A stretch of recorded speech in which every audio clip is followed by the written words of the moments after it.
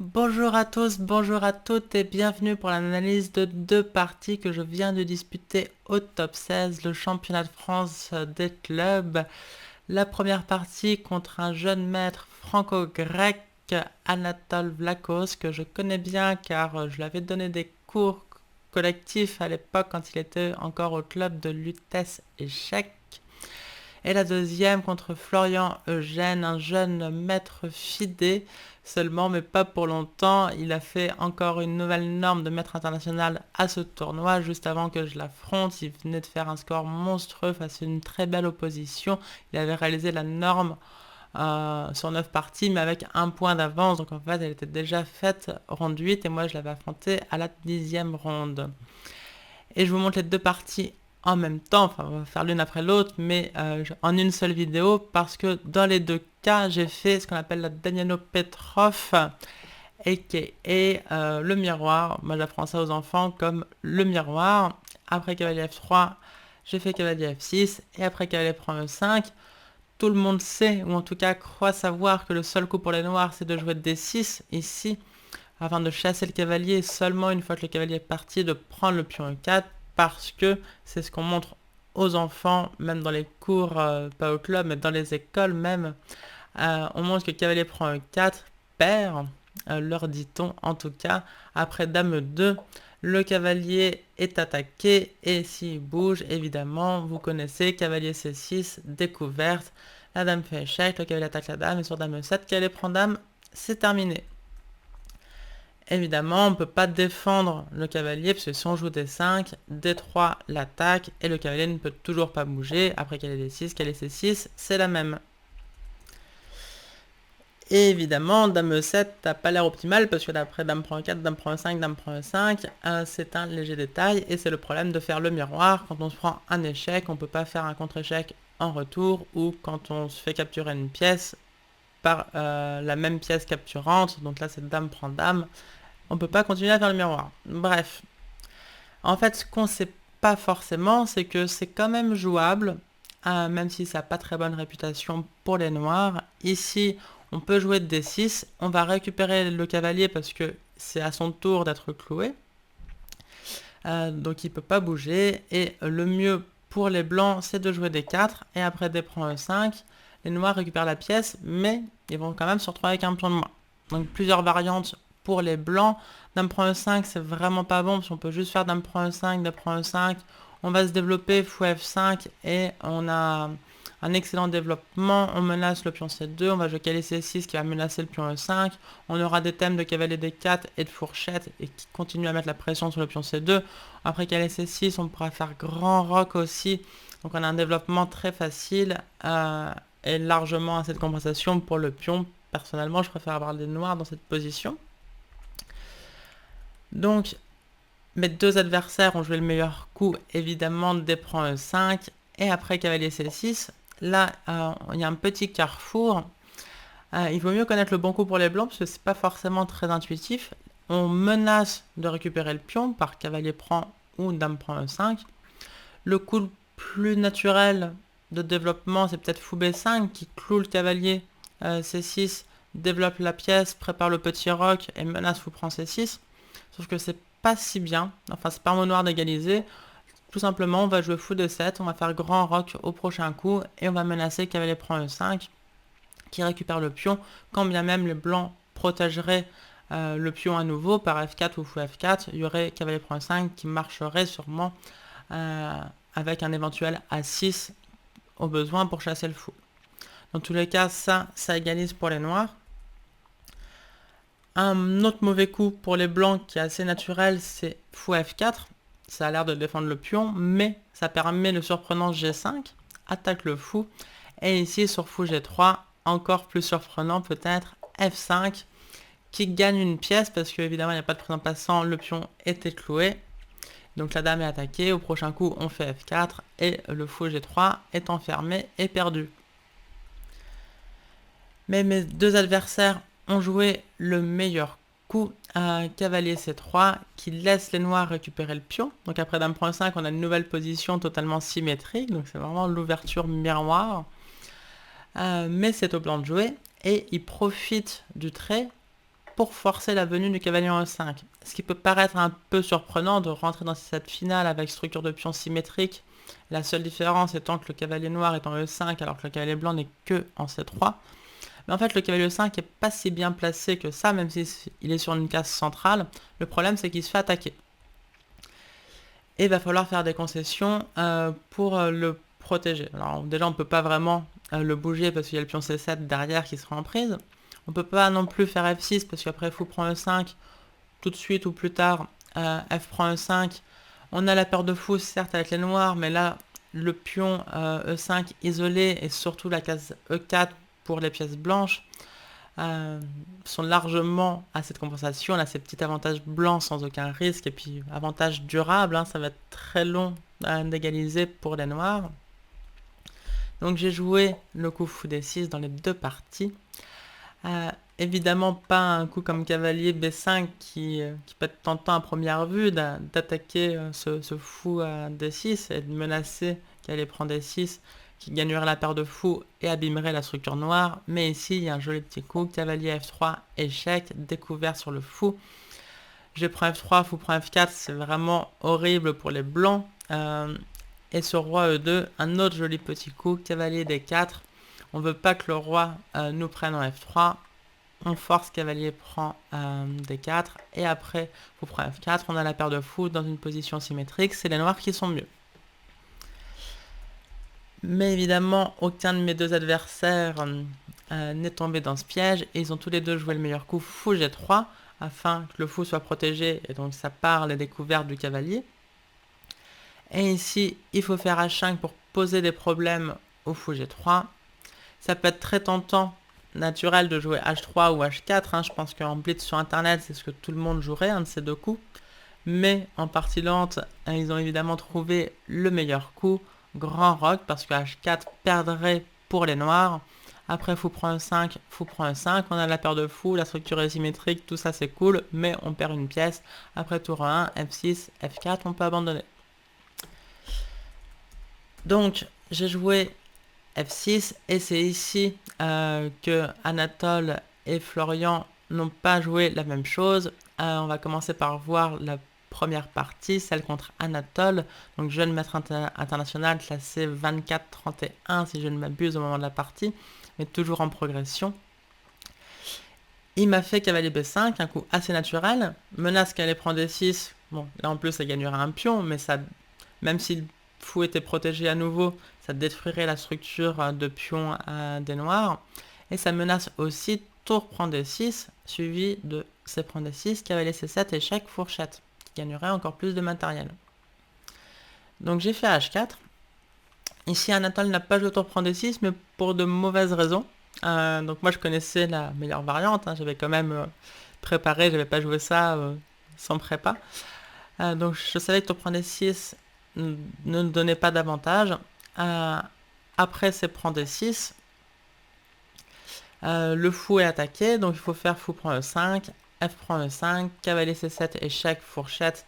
Les blancs vont se retrouver temporairement avec une pièce nette de plus, mais roi D7, cavalier prend A8, D5, sereinement, et on va jouer roi D6, puis fou F5, puis tour prend cavalier, et on aura égalisé. De manière assez surprenante peut-être, il n'y a rien que les blancs puissent faire pour prendre l'avantage. Anatole lui a rejeté tour prend D6 parce qu'il croyait que H prend G3 gagnait pour les noirs, ou en tout cas au moins égalisé. Après qu'elle prend C7, roi E7, effectivement, les noirs menacent roi prend tour et tour prend H2. Et tour prend H2, c'est une terrible menace, puisqu'après tour prend H2, tour prend H2, G prend H2, le pion file la dame. Et après tour prend H2, tour G1, G prend F2, la tour est perdue et le pion va être promu. Mais en fait, on peut parer les deux menaces en un seul coup. Tour D4, précis, et après tour prend H2, on échange, et tour H4. La tour A8 est attaquée, il faut la bouger, et après tour prend H2, il y a un pion net de plus pour les blancs, c'est foutu, même si le gain demande encore un peu de technique. Bref, quoi qu'il en soit, Anatole n'a pas joué tour prend D6, il a joué à la place cavalier prend D6, C prend D6, fou F4, et ici je me rappelais du coup de ma prépa. Ma prépa, en fait, c'était très simple. J'ai tout simplement travaillé un cours Chessable de Camille Plika sur donc cette Damiano Petrov. Et je me rappelais que le coup, c'était G5 avec l'idée roi E7. Mais j'étais pas hyper fan de permettre au blanc de jouer fou D2. Parce qu'après roi E7 qui va devoir être joué, le fou vient tout de suite en B4. Et quitte à ce que les blancs fassent fou D2 puis fou B4, je préférais ne pas jouer G5 et devoir jouer tour D8.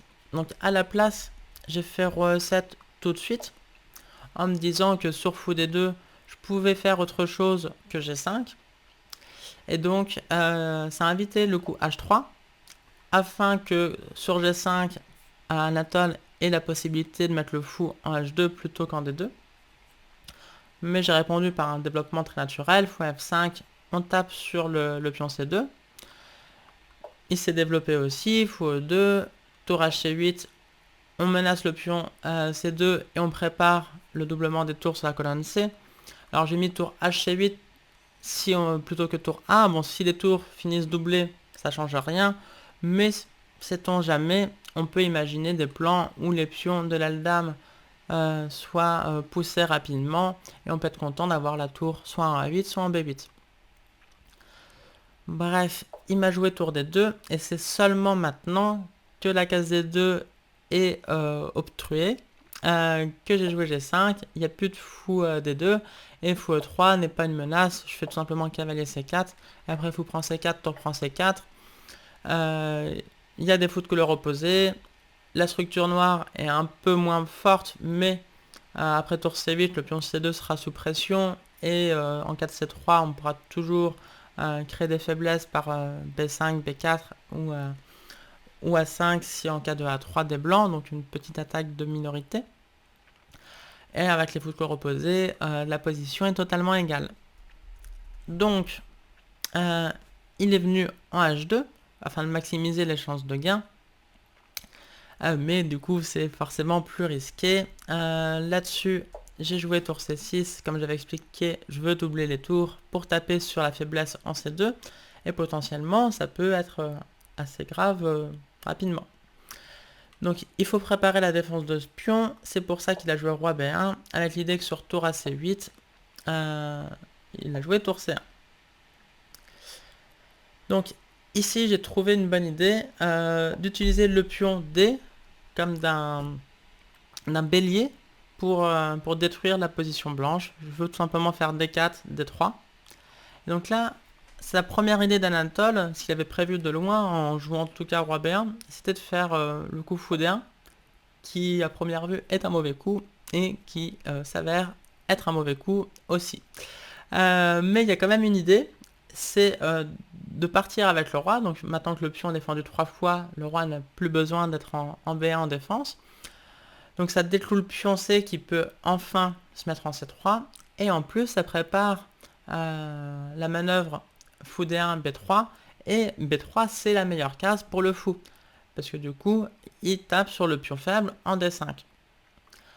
Mais c'était évidemment trop optimiste. Il y a une tactique qui gagne tout de suite pour les noirs. Et c'est pas étonnant quand les blancs jouent un coup aussi moche. Il y a cavalier D3 qui gagne. La tour C1 est attaquée. Et c'est prend D3 permet tour prend C1. Échec et mat. Petit problème. Donc pas de fou D1. Il m'a trouvé les seuls coups pour résister. Fou B5 avec l'idée d'aller en B3 mais en passant par A4. Donc j'ai joué tour C5, fou A4, et ici c'était possible de faire B5, fou B3, A5, mais ça donnait pas d'avantage. Il pouvait d'abord échanger le fou H2 qui est maintenant un peu hors jeu, maintenant que tout se passe au centre et à l'aile dame, et ensuite prendre en D5. Alors on va récupérer ce pion, pas d'inquiétude, à avoir par exemple tour D8, et sur tour D1, fou prend C2, petite tactique, tour prend C2, tour prend D5, et la finale de tour est égale, avec un match nul probable à la clé. Mais donc, à la place de B5, j'ai joué le prophylactique roi F7, que j'aime bien. C'est un coup difficile à jouer parce que ça a l'air un peu absurde quand l'idée des blancs est de jouer fou b3 de partir sur cette diagonale. Mais en fait, ce que je veux, c'est pouvoir répondre à fou b3, qui serait mauvais ici, par cavalier c4, sans autoriser tour 2 échec. Donc c'est pour ça que le roi a quitté la colonne E. Donc ici, par exemple, cette position, ça serait gagnant pour les noirs. On pourrait jouer cavalier a5, et en fait, le fou en b3 est très fébrile. On va l'échanger au prochain coup, ça va forcer à prendre b3, et ensuite on pourra faire d4, d3, et on voit que ce fou h2 est totalement hors jeu. Il n'a rien à faire ici, il tape, il a une jolie diagonale, mais elle est totalement vide, inutile, alors que ce fou f5 rayonne parce qu'il tape sur une vraie faiblesse, et quand on va ouvrir tout le jeu par d4, d3, l'aura blanc va être très faible. Par exemple, si on imagine un coup un peu random comme f3, cavalier prend b3, d4, et on voit tout de suite que d3 va réseauter l'aura blanc. En cas de c prend d3, bon, déjà il y aura tour prend c1, mais quand bien même fou prend d3, roi a1 ou roi a2, il y aurait du mat en a5. Bref, tout ça pour dire que c'était l'idée de roi f7, mais du coup sur fou a4, roi f7, il m'a fait b4, super coup, c'est le meilleur coup et c'est pas simple à jouer. Et personnellement, je n'avais pas pensé à un tel coup qui crée des affaiblissements. Mais l'idée, c'est que ça force tour c4 et c'était la case sur laquelle je voulais mettre le cavalier, non pas la tour. Cela dit, après fou b3, tour prend b4, tour prend d5, récupère le pion, mais autorise fou e6. Tour d6 était imprécis et ici, je suis totalement gagnante. Mais il fallait jouer pour ça cavalier c4, avec l'idée de gagner un tempo sur la tour.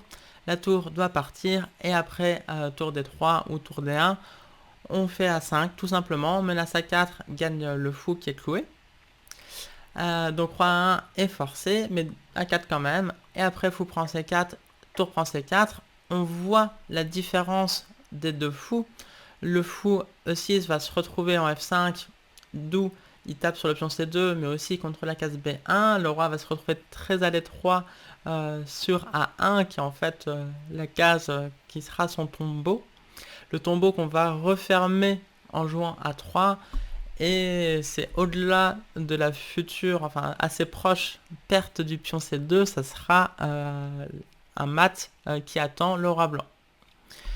Donc ça c'était le gain que j'ai raté, on commençait à manquer de temps, je me cherche des excuses, mais c'est vrai. Et après fou e6, tour d6, j'ai joué à la place fou prend b3 qui permet au blanc d'égaliser. A prend b3, tour e4. Bon, je savais que la position était égale, mais au moins je me suis dit je vais tenir ma nulle. J'ai un peu sous-estimé Anatole comme on va le voir.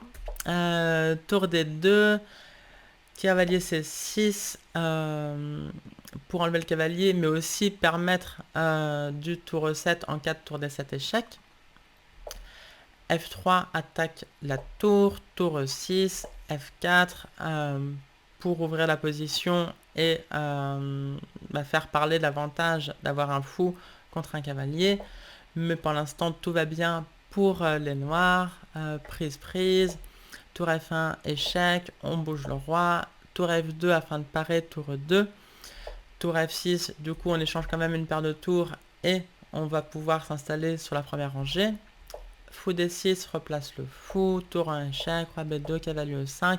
Tout ça, l'évaluation de l'ordinateur ne change pas, c'est 0-0. Et je vais un peu vite parce que c'est les coups qu'on a joués en Zeitnot. Fou b4, un très bon coup, je ne l'avais pas vu. Bon, pour l'instant rien n'est grave, mais l'idée c'est de faire fou c3 et le cavalier e5 va se retrouver un peu cloué. Et en attendant, la menace c'est tour d6, échec, gagne la tour. Donc il faut bouger la tour, fou c3 quand même, roi e6. Et ici j'étais assez sereine parce que je pensais jouer cavalier g6 au prochain coup suivi de cavalier f4. J'ai raté au 40e, tour f2, avec un coup désagréable à affronter au 40e coup parce que du coup ça part cavalier g6 à cause de tour f6 échec fourchette. Mais j'ai joué g4. Bon coup de liquidation. Et après H prend G4. Là, j'aurais dû faire cavalier prend. On a analysé après la partie avec Anatole et aussi le plus jeune grand maître français de tous les temps, Marc-Andrea Morezzi, qui a dit qu'après cavalier G4, c'était les noirs qui jouaient pour le gain. Et effectivement, bon, la position est égale, l'ordi est tout à fait serein, mais on va jouer cavalier E3, tour G4, et c'est le pion G2 qui est assez fébrile, et c'est au blanc d'égaliser, malgré l'avantage du bon tandem tour fou contre tour cavalier. À la place, j'ai fait un tour projet 4. Pour l'instant, c'est toujours égal, mais c'est le début des problèmes. Tour E2, donc tape sur le cavalier qui est cloué. Tour G5, donc évidemment, les blancs n'échangent pas, hein, ni tout, parce que la finale de pion serait perdante. Le roi noir est trop actif. Ni juste les pièces mineures, parce que là aussi, le roi est trop actif. Donc, on joue tour E4, on garde le bon tandem. Roi D5 pour se déclouer. Tour D4. Et donc c'est ici que je me suis trompé à nouveau. J'avais vu que Roi E6 faisait nul, mais je voulais pas rentrer dans cette finale. Tour prend H4, tour prend G2, fou prend E5, tour prend E5, tour H7 qui gagne un pion. Alors c'est nul, et j'avais vu par B6, tour prend A7, roi D6. Le roi vient défendre le pion B. Et cette finale 2 contre 1 sans pion passé, déjà qu'avec un pion passé, si on imagine que le pion B était en D3, ça serait nul, mais là ça serait tout à fait perdable. On avait vu Shahryar Mamedjarov perdre ce genre de finale, donc avec le pion en D3 contre notre Alireza Firouzja. Mais sans pion passé, c'est vraiment nul. Mais les blancs peuvent presser pendant 49 coups avant de jouer un coup de pion, puis 49 coups avant de jouer un autre coup de pion, puis encore 49 coups. Et au bout de 6 heures de jeu, est-ce qu'on est sûr avec les noirs de ne pas finir par une gaffe? C'est pas si clair, en tout cas c'était ce que je voulais éviter. Tant que j'avais les deux pions, je voulais liquider ces pions de l'aile dame, mais en gardant les deux pions, enfin ces deux pions de l'aile roi, pardon, mais en gardant les deux pions de l'aile dame afin de terminer par un 2 contre 2. Donc j'ai joué roi C6, mais c'est une gaffe. Ce que j'avais oublié, c'était qu'après tour prend H4, cavalier G6, attaque la tour, attaque le pion. Donc tour H2, c'est vraiment pas un coup qui fait peur, on peut juste bouger la tour d'abord, et ensuite on va faire cavalier F4. Une tour aussi passive ne peut rien donner pour les blancs.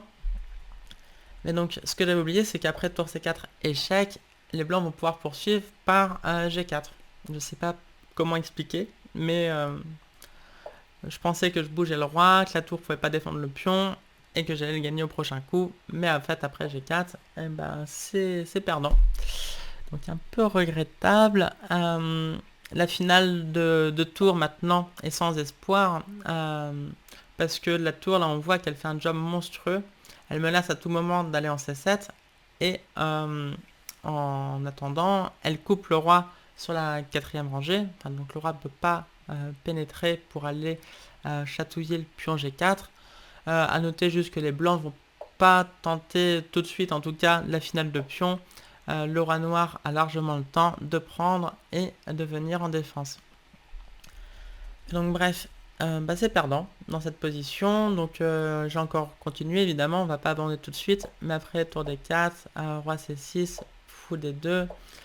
C'est trop dur, donc j'ai proposé l'échange des tours, mais bon, c'est sans espoir. Après avoir pris D5, j'avais quand même une petite idée, mais bon, je savais que ça perdait. G5, je voulais mettre le cavalier en défense à l'aile dame, pour qu'il contrôle les cases noires, avec le pion qui contrôle les cases blanches, et le roi qui s'occupe du pion passé. Le problème avec ce pion passé est trop éloigné. Si c'était un pion E, ça aurait été nul, mais avec un pion G bien éloigné, le roi noir va se retrouver trop loin de l'action, et le roi blanc, quand bien même j'ai un cavalier sur case blanche qui contrôle les cases noires, et je mets mes deux pions sur case blanche afin de contrôler les cases blanches, on peut pas jouer avec un tel roi, et le roi blanc va trouver un chemin, comme on va le voir. Donc fou C3, cavalier C6, G6, roi F6, il faut rentrer dans le carré évidemment. G7, roi F7, fou F6, un joli coup, c'est pas seulement parce que le fou n'est pas en prise, c'est pas joli pour être joli, c'est joli pour être efficace. On sait que le fou a 3 colonnes ou rangées, enfin 3 cases en tout cas, du cavalier sur la même ligne, le domine, et donc là, effectivement, le cavalier ne peut plus bouger, Et donc maintenant, le plan des blancs est simple. Ça sera juste d'amener le roi en E4, puis en D5. Et c'est pour ça que je disais, si c'était un pion E et que j'avais le roi en E6, j'aurais pu contrôler toutes les cases d'accès. Mais là, avec un pion G et le roi en F7, du coup, je peux pas contrôler la case D5. Et après A6, C4, j'ai abandonné. C'est sans espoir, il n'y a rien à faire. Donc, contre ce passage, ce qui va se passer, c'est que peut-être je pourrais changer encore un pion, un moyen de pion, puis il y a de chance de nul. Mais ensuite, le roi blanc va accompagner le pion passé. Ça va me coûter le cavalier. Et il pourra prendre l'autre pion. Et malheureusement, le pion G7 est toujours défendu par le pion F6, imprenable. Et donc, c'est perdant. Donc voilà, première défaite, mais c'était pas dû à l'ouverture, c'était dû à moi-même, vu que j'ai largement égalisé, je me suis même retrouvée gagnante dans cette partie. Donc ça, c'était cavalier B5. Et donc quelques rondes plus tard, même si les parties étaient retransmises, j'ai rejoué la même ouverture. Alors en fait, j'avais prévu de pouvoir changer au troisième coup, de jouer la Petrov normale, mais quand j'ai joué cavalier F6, mon adversaire a réfléchi 5 minutes. Et je pensais pas qu'il était capable de réfléchir 5 minutes en plein bluff pour me faire croire que... je me suis posé la question, est-ce qu'il me fait croire qu'il n'avait pas prévu du tout et genre qu'il avait oublié de regarder cette partie? Ou alors est-ce qu'il avait vraiment pas vu cette partie contre Anatole et qu'il était surpris que je joue la Petrov qui n'est pas du tout mon répertoire habituel? Et en fait, j'ai penché qu'il ne... pour la deuxième option, à savoir qu'il ne bluffait pas.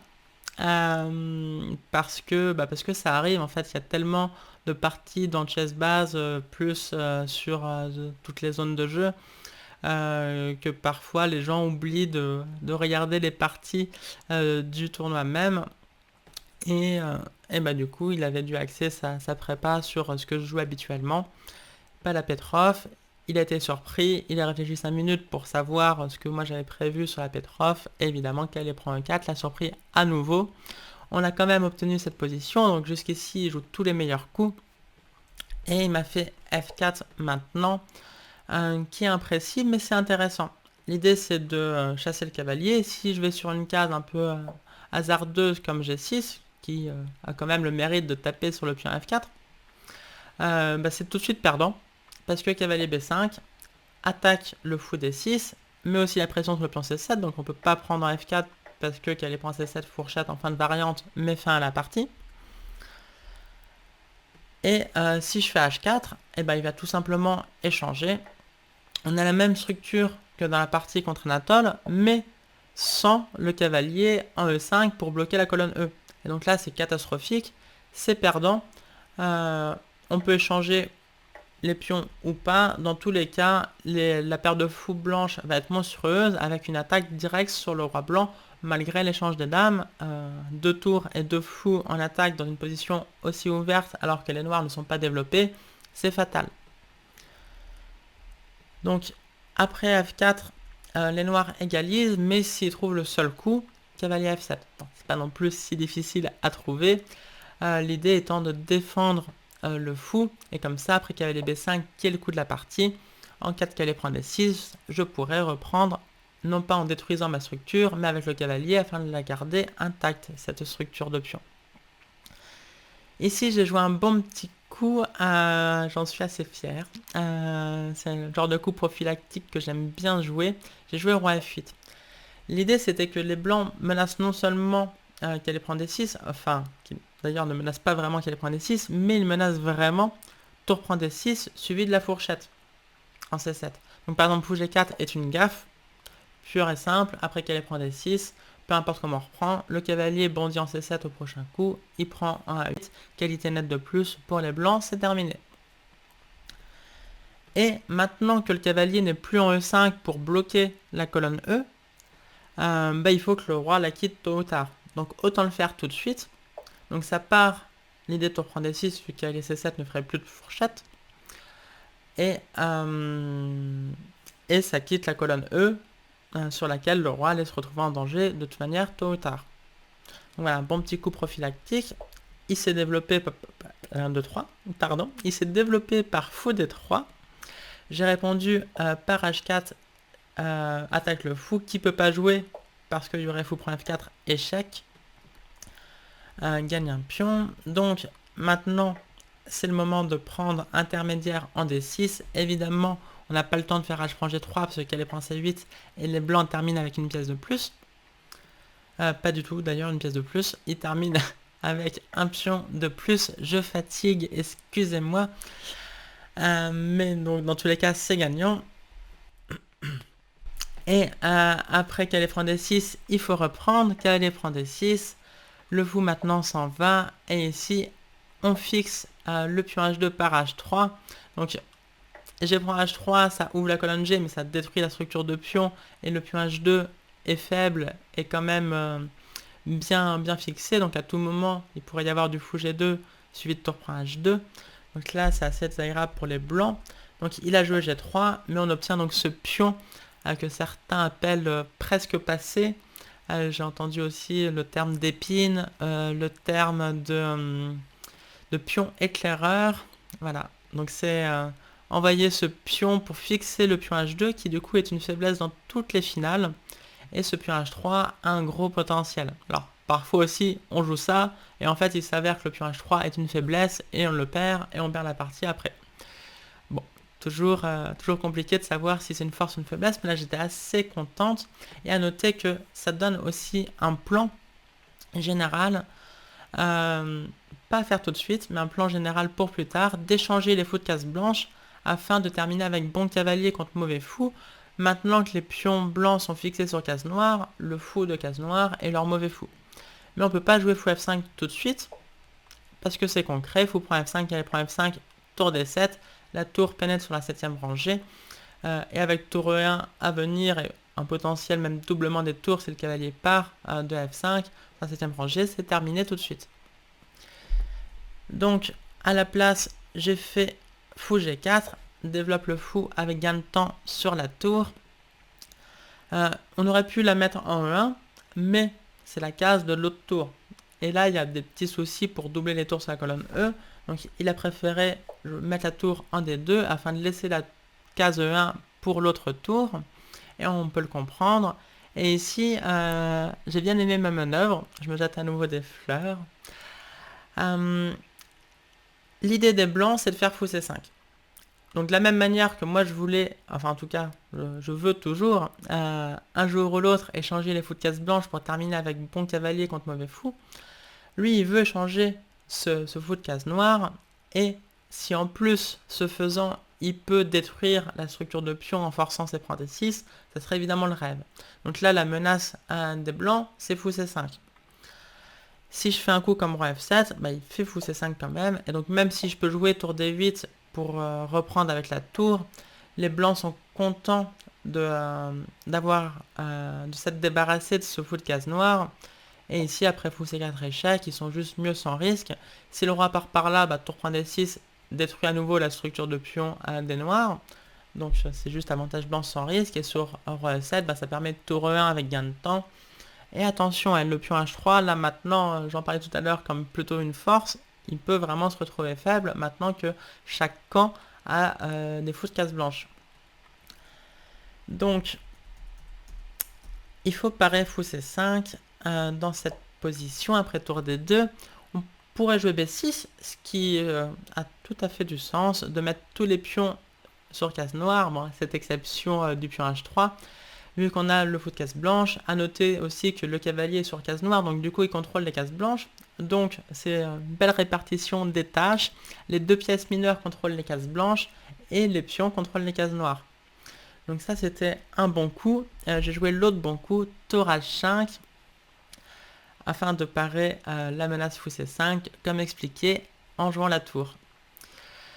Tour E1 maintenant, et donc ici, le coup qu'on aimerait jouer positionnellement, c'est tour E8 afin d'échanger une paire de tours. Mais ça perd tactiquement parce que tour prend E8 et sur roi prend E8, le coup qu'on désire jouer, il y a fou G6 échec, fourchette, aussi simple que ça. Évidemment, cavalier prend E8, c'est pas du tout ce qu'on voulait. Bon, là, il pourrait quand même y avoir fou G6, attaque la tour, menace tour D8, suivi du mat, ça va pas du tout. Il y a aussi l'idée fou C5. Bref, rien qui va pour les noirs. Mais c'est quand même le coup qu'on veut jouer positionnellement. Donc pour ça, il faut d'abord gagner un tempo. Tour A5, attaque le pion A2. Et c'est seulement après A3 que j'ai joué tour E8. Donc là, les noirs ont clairement égalisé. Il y a eu tour prend E8, roi prend E8. Et ici, il fallait avoir calculé B4. Parce que tour prend A3 est forcé. Et après roi B2, la tour n'a pas beaucoup de cases. Donc il fallait vérifier. Tour A4, fou C5.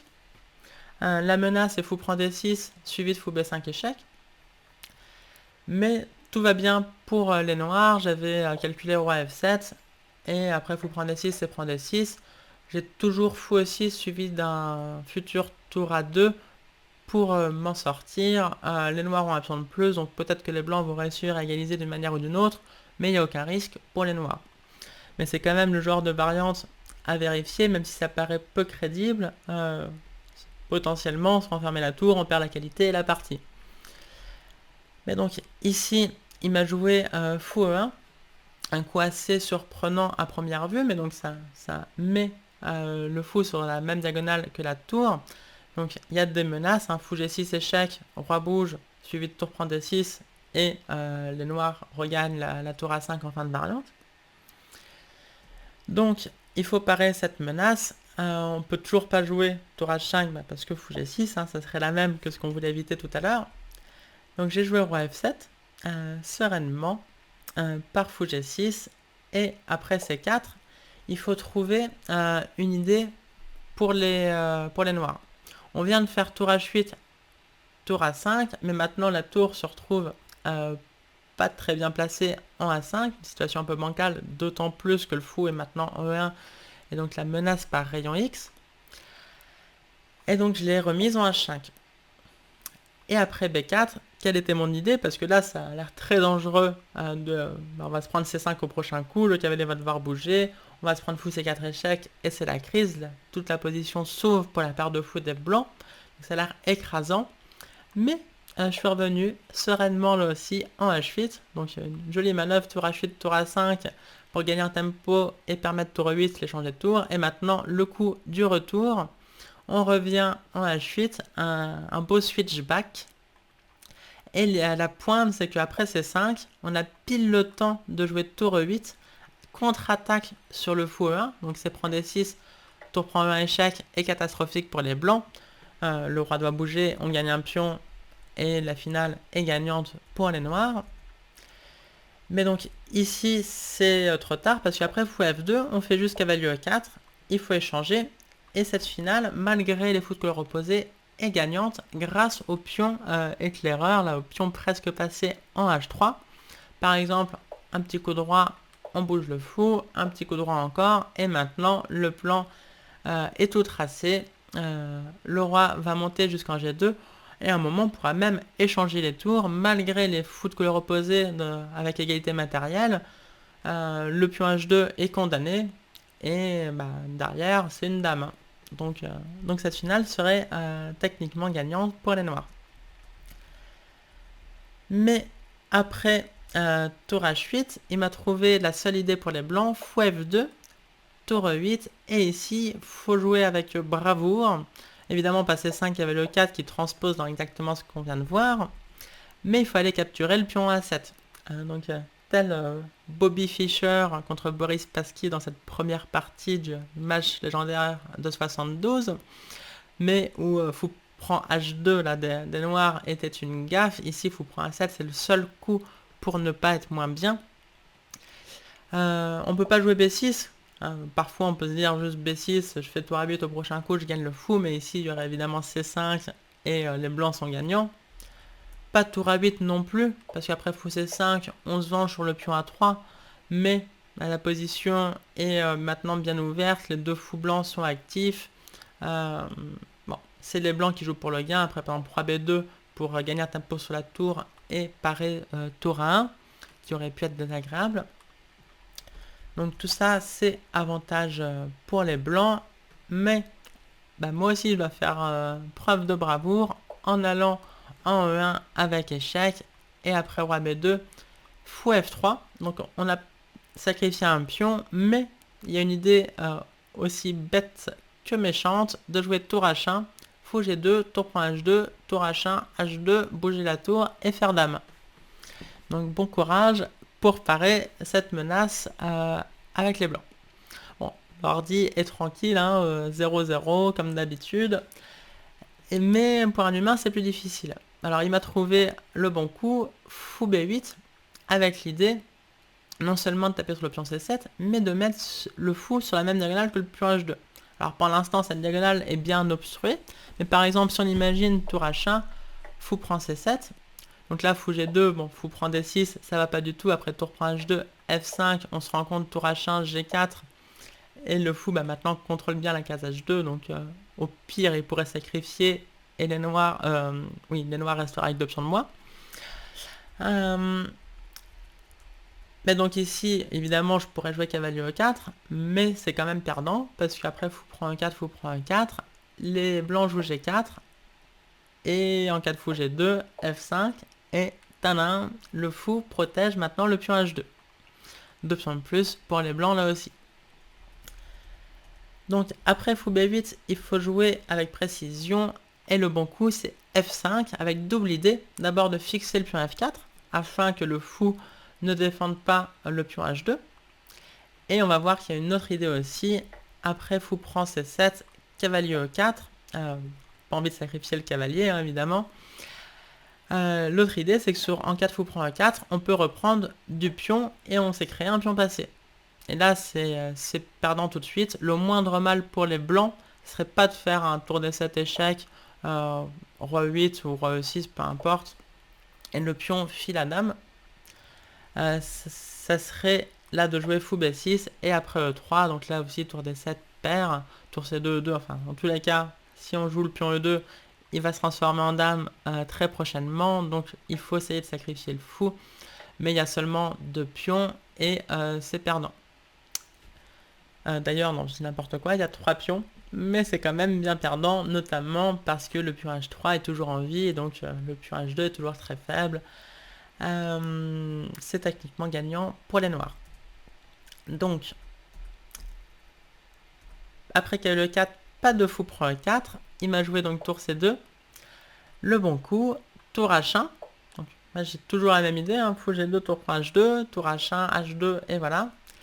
Alors ici c'est encore nul, mais alors il fallait avoir calculé une variante monstrueuse, j'étais à 1000 lieues de la trouver, seul un ordinateur je pense, ou alors vraiment un super grand maître peut être capable de trouver une telle variante. Je vous la montre. D'abord en échange, même si ça donne un pion passé supplémentaire au noir.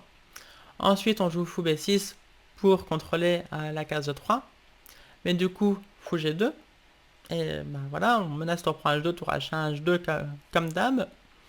Ici, les blancs doivent trouver des contre-jeux, mais alors surtout pas en jouant C5 parce que ça autorise E3, et donc ça gagne pour les noirs. On joue d'abord B5, c'est seulement après tour prend H2, une fois que les noirs ont perdu un temps, qu'on joue C5. Sur E3, C6 maintenant, c'est une course et c'est égal, et sur tour H1, C6 quand même, B prend C6, B prend C6. H2, C7. Donc ici, attention, surtout pas tour B1, roi prend B1, H1 dame. Certes, on se transforme en dame sur échec, c'est cool, mais après tour C1, on a la dame attaquée, ils menacent de se promouvoir à leur tour et c'est perdant. Donc ici, maintenant que le pion vient de quitter la case H3, on peut y mettre le fou qui, petit miracle pour les noirs, contrôle la case C8. Et donc là, ça a l'air perdant pour les blancs, parce que on menace de bouger la tour sur échec et de se promouvoir, mais il y a encore une idée, et une seule idée pour égaliser, c'est de faire F5, sacrifie le pion pour forcer le fou à venir sur la colonne F, afin que la tour puisse le clouer. Et donc, on peut, et on doit d'ailleurs, sacrifier la tour pour se promouvoir, mais après roi B2, les blancs menacent tour prend F5, ils menacent aussi C8 dame tout de suite, vu que le fou est cloué. Donc pas dame H8, tour prend F5, et là ça serait perdant pour les blancs, malgré la dame de moins. On va mettre la tour en C5, la dame noire va devoir aller en C8, et les blancs ont un autre pion que les noirs vont pas pouvoir bloquer. Donc, après roi b2, les noirs doivent le précis à leur tour pour égaliser. C'est dame f3. Et après tour prend f3, g prend f3. On a une finale de foot que reposé totalement nulle. Pourquoi ? Le roi noir va aller s'occuper du pion c. Dévier le fou par f2, fou prend f2, roi prend c7. Et ensuite, on ira mettre le roi en a8, indélogeable. On met le pion en g6. Le fou défend le pion sur case blanche. Et c'est totalement match nul malgré le pion noir pour les noirs. Bref, là on est au 43e coup. Et le début de la variante, c'est dans cette position là, après tour H1, on est au 41e. Donc voilà, il fallait calculer 12 coups d'ordinateur pour égaliser avec les blancs. Bon, c'était une tâche trop difficile même pour mon adversaire, jeune espoir français, qui avant de m'affronter, il gagnait quelques 45 points Elo en seulement 9 rondes avec une norme de maître international à la clé réalisée avec 1 point d'avance. Donc vraiment une performance monstrueuse. Il avait notamment fait match nul contre Andrei Yesipienko, le jeune russe à plus de 2700 Elo. Et donc il a gaffé dans cette position par G4. Alors il faut encore punir. L'idée des blancs, c'est de sacrifier les pions. Bon, de toute façon, ils ont 2 pions de plus.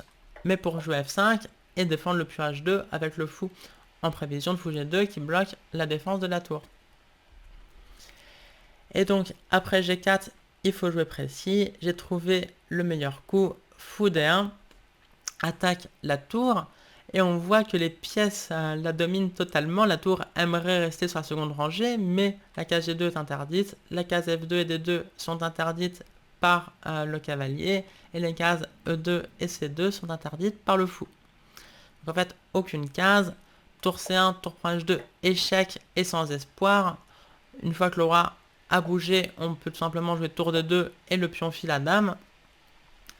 Donc, il m'a trouvé encore des petits coups de défense. Après fou D1, il a fait fou prend E4, F prend E4 et F5, sacrifie la qualité.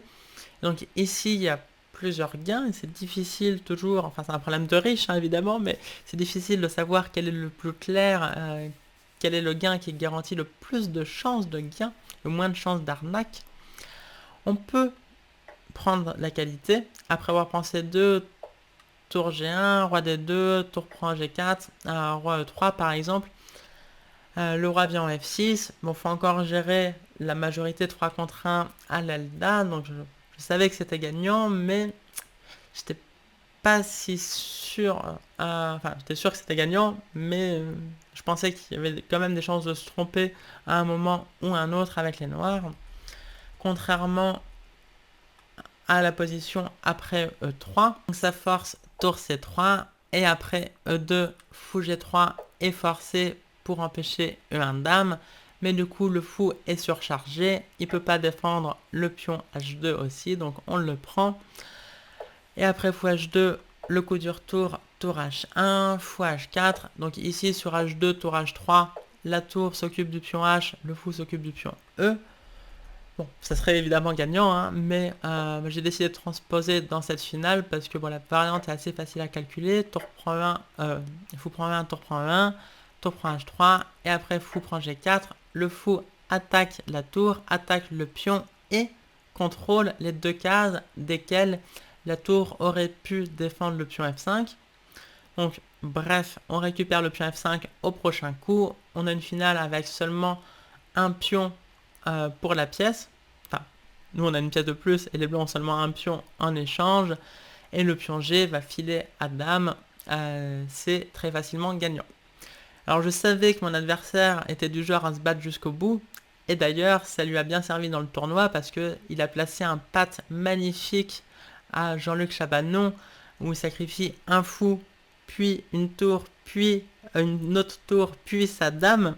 Donc un quadruple sacrifice pour forcer un pat sorti de nulle part. Et on en avait parlé avant la partie. Je vous dis ça pour la fin. Il m'a joué tour G3, fou prend F5, roi C3. Donc là, c'est vraiment une conversion assez enfantine. On va tout simplement pousser le pion, forcer la tour à se sacrifier. Et quand bien même on aurait le roi éloigné, avec tour fou pion, comme seulement 3 pions, il n'y a aucune chance d'arnaque. Même si on va voir à la fin. Roi F6, donc G5, on pousse le pion, G4, A5, le roi vient en G5 maintenant pour aller en F4, chasser la tour et pousser le pion en G3, B5, donc il pousse aussi vite qu'il peut, roi F4, tour G2, fou E4, on chasse la tour de la case G2 et aussi ça place le fou sur cette belle diagonale d'où il maîtrise les pions blancs. Tour H2, G3, tour H4 échec, roi G5. A noter qu'en 4 tour H8 par exemple, G2, tour G8 échec, on aurait fou G6 qui met fin à la partie tout de suite. Et après tour H3, G2, tour G3 échec, roi F4, tour G7, j'ai un dame, tour prend, tour prend.